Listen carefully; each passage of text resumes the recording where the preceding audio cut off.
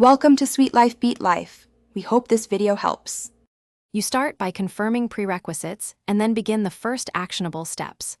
Verify your PC meets the headset's CPU, GPU, and memory requirements because performance prevents judder and tracking drift.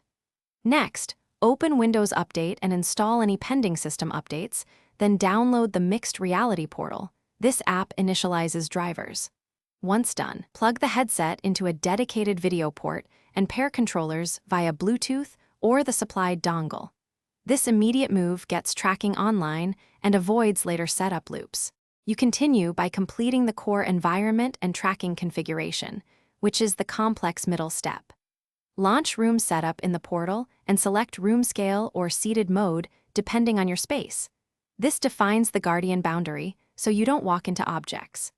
Calibrate the floor level and controller orientation so virtual hands match physical ones, because miscalibration causes motion sickness. Make sure headset fit and IPD are adjusted and that camera sensors have unobstructed views. These details keep tracking stable during use. You finish by launching apps and handling the last steps to complete setup. Open the Start menu and launch a mixed reality app or the Cliff House.